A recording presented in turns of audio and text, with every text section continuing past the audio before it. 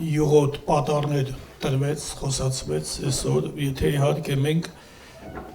նայած ինչպես ենք լսում, Սուրբ Գիրքն էլ ասում, նայեք, տեսեք ինչպես ենք լսում, ինչ նպատակով ենք լսում ենք ուղղակի գեղեցիկ խոսքեր, ինչպես ոմանք կային, որ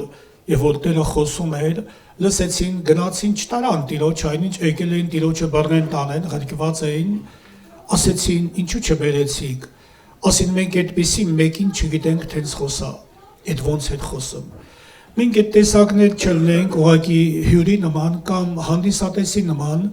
այստեղ մենք գիտենք ինչպես եղբայրը հիշատակեց, որ մեր ճակատագիրը կերտվում է այստեղ, բայց հավիտենական կյանքին վերաբերող մենք այդ հույսով ենք եկել, չէ՞, խմբավորում կա, ասում են դե դա գերեզման է եւ վերջ,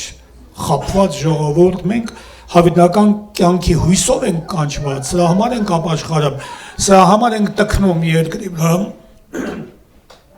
որ երբ որ Տերը իջնի երկրորդ անգամ երկրի վրա,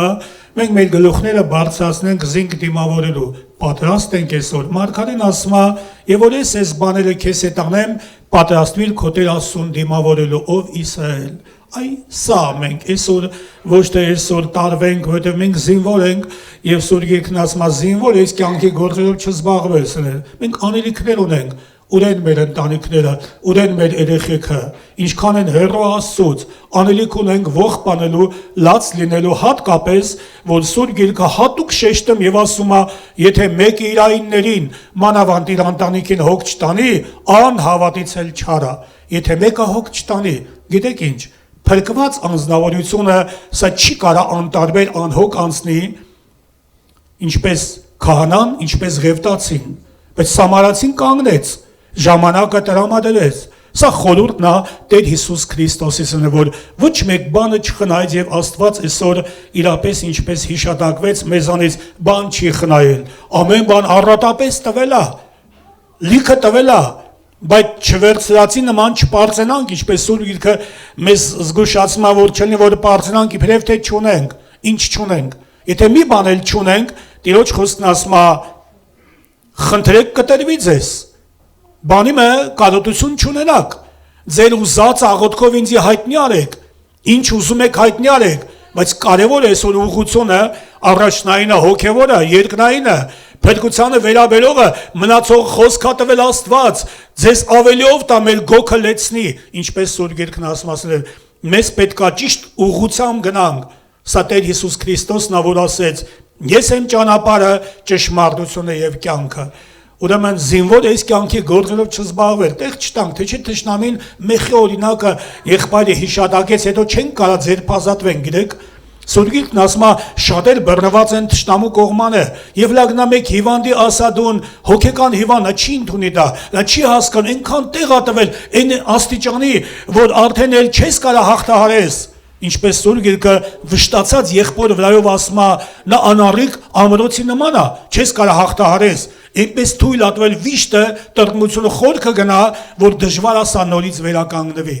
Թող սա մեզ չվերաբերի սներ, մեզ վերաբերի այսօր, որ մենք գնանք մեր Փրկչի, մեր Տիրոջ, մեր Աստծո հետև, ես ուզում եմ մի փոքրիկ մեջս բան ասել, որովհետև մի անգամ առօր որ աչքերս բացեցի, այս խոսքերի ներքո, հիմա ես կկարդամ։ Սա ասում է Հռոմեացիս 12 գլխի 2-րդ համարը, եւ մի կերպարանվիկ այս աշխարհքի կերպարանքովը,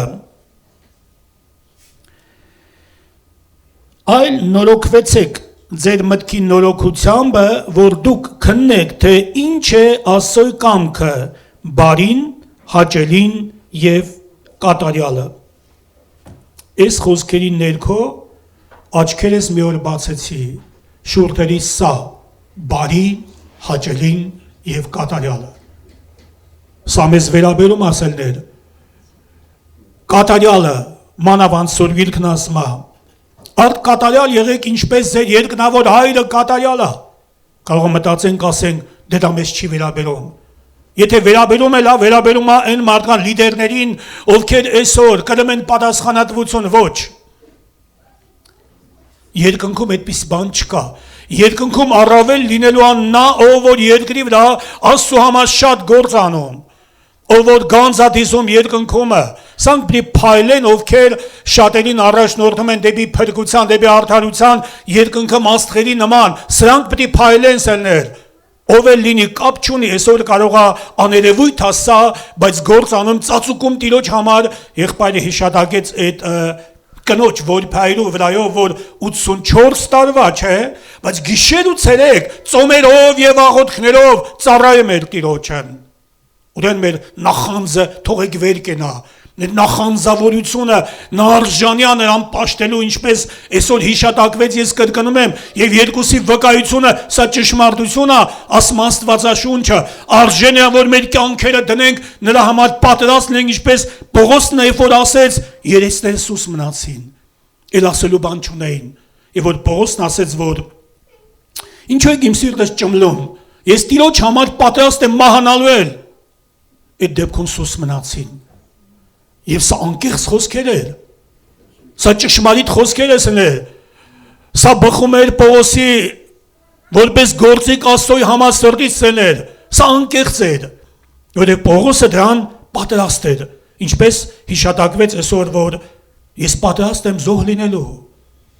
ես պատրաստ եմ մերկանալու այս մարմնից, իսկ մենք այսօր պատրաստ ենք, չվաններ ունենք կապված աջ ու ձախ միգուցե անհաշտ անհարթ եւ այլն, դզմզատ ենք սա, պատրաստվենք մեր Տեր Աստծուն դիմավորելու, լինենք կատարյալ, ինչպես մենք կարդում ենք, չէ, Հոբի գրքում, տեսնում եք ինչ ասեց Աստված Հոբի վրայով, մենք կարդում ենք Հոբի առաջին գլուխ 8 համարը, եւ Տերն ասեց Սատանային, ուշադրություն դարձրիր իմ ծառա Հոբի վրա,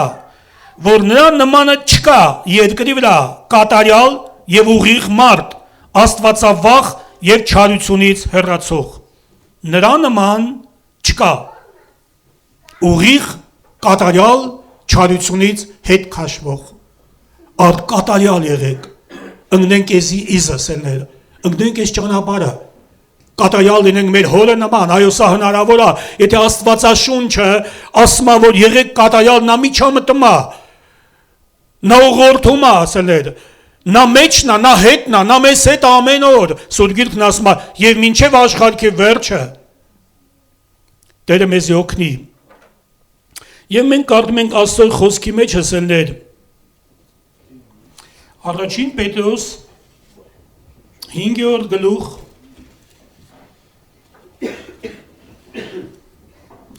10 համար եւ ամեն շնորհքի Աստվածը, որ մեզ կանչեց իր հավիտենական փառքի մեջ Քրիստոս Հիսուսով, ձեզ որ մի քիչ չարչարվում եք, կատարյալ անե, հաստատե, զորացնե, հիմնե,